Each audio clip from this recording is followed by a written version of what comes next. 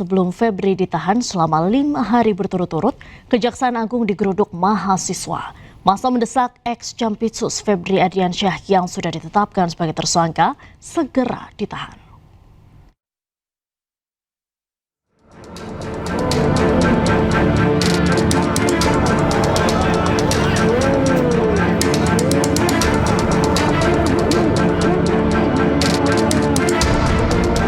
Aksi pembakaran spanduk mewarnai unjuk rasa mahasiswa di depan gedung Kejaksaan Agung Senin sore. Mahasiswa menilai penyidikan kasus tindak pidana pencucian uang oleh penyidik Kejaksaan Agung usai temuan Kortas Tipikor Polri dinilai mahasiswa jalan di tempat.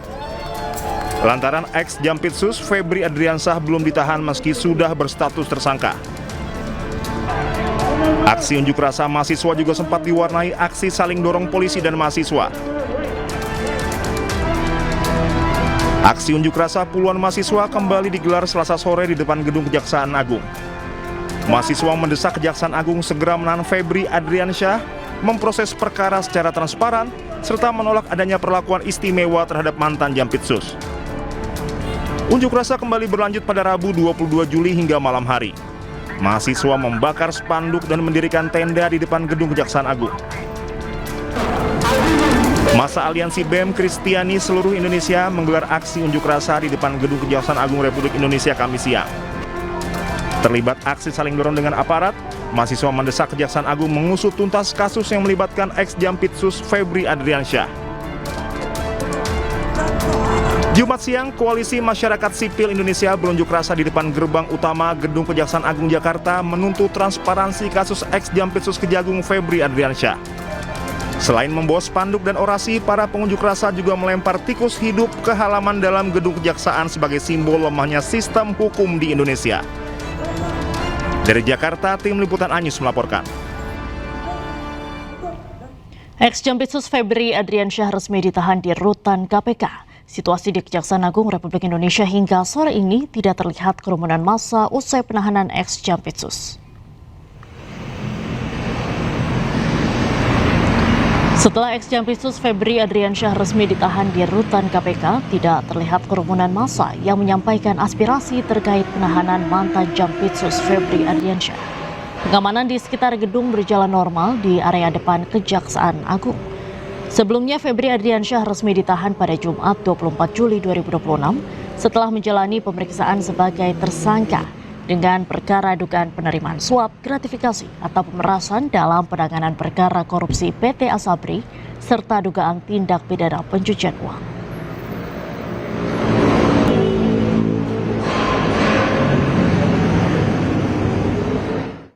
Untuk mengetahui bagaimana situasi terkini di Gedung Kejaksaan Agung pada sore hari ini, kita langsung bergabung dengan rekan Ismalia Medasari.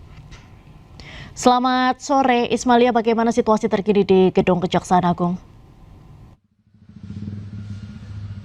Ya, selamat sore Diandra dan juga pemirsa. Pasca diperiksanya dan ditahannya mantan Jampitsus Febri Ardiansyah oleh Kejagung, ini situasi di gedung Kejagung sendiri masih terlihat lengang dan tidak terlihat aktivitas apapun.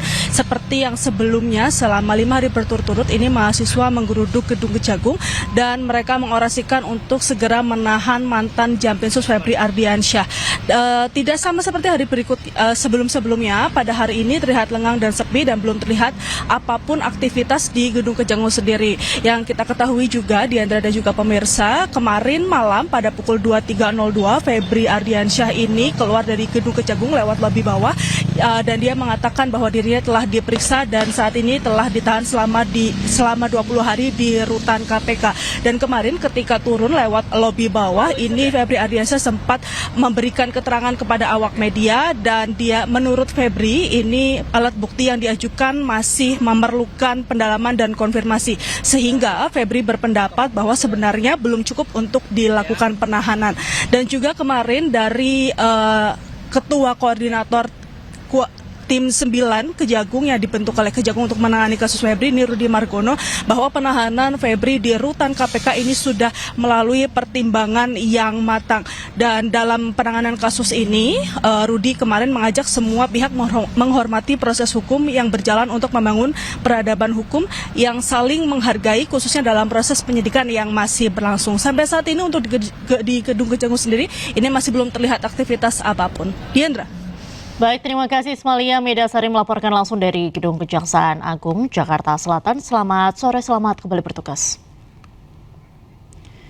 Pemirsa menilai penanganan kasus ex-Jampitsus Febri Adriansyah salah. Mantan Menko Polhukam Mahfud MD sampaikan surat terbuka ke Presiden Prabowo Subianto.